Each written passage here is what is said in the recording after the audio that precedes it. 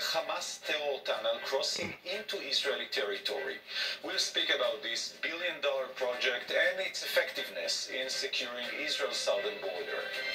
A 13-year-old UN arms embargo on Iran was lifted this week, paving the way for the Islamic Republic to stock up on new weapons and also boost the local economy through exports. We'll ask how the West will deal with this new reality.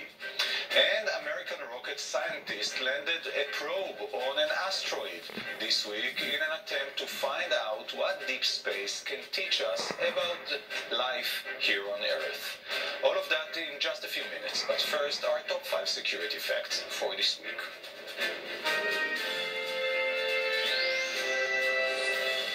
Hi, Yoav. Let's take a look at the top 5 security facts for this week.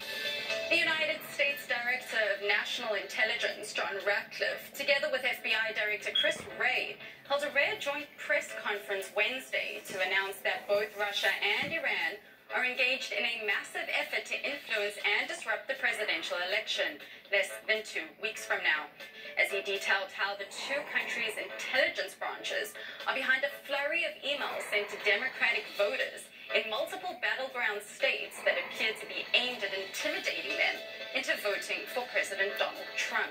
He said the spoofed emails were intended to hurt Trump without explaining how, and insisted that the United States would impose costs on any foreign countries that interfere in the 2020 election.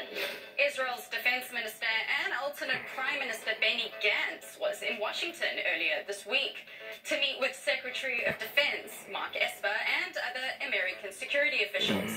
The Blitz visit is his second in recent weeks. It's thought that they were discussing the fact that the U.S. is afraid of selling F-35 fighter jets to the United Arab Emirates. During last month's talks, the two men discussing regional security issues and arms deals. A top White House official recently traveled to Damascus for secret talks with the Assad regime. This, according to various reports this week. The clandestine mission was aimed at achieving the release of at least 2 U.S. citizens thought to be held there, according to administration officials. It marks the first time such a high-level U.S. official has met in Syria, with the isolated government since the Obama administration withdrew the diplomatic mission in 2012 at the onset of Assad's brutal crackdown on anti-government protesters. Turkey has conducted a live fire test of the S-400 advanced air defense system that it acquired from Russia. This according to various reports. Video of what is described as a comprehensive test in Sinop province on the Black Sea was posted on social networks. The clip shows a pillar of smoke rising into the sky, which according to experts looks like the launch of an S-400 missile. Tests of the S-400s, if verified, could stoke tensions between Turkey and the United States, which sharply opposed Ankara's purchase of the weapons from Moscow on the grounds that they compromise shared NATO defense systems.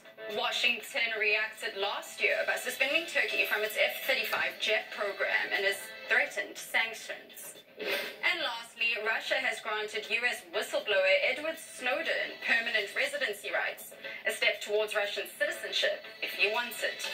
37-year-old Snowden fled the United States and was given asylum in Russia after leaking secret files back in 2013 that revealed vast domestic and international surveillance operations. U.S. authorities have for years wanted Snowden returned to the United States to face a criminal trial on espionage charges brought back in 2013. However, United States President Donald Trump said in August he was considering a pardon for Mr. Snowden. And that's all for this week. Back to you in the studio.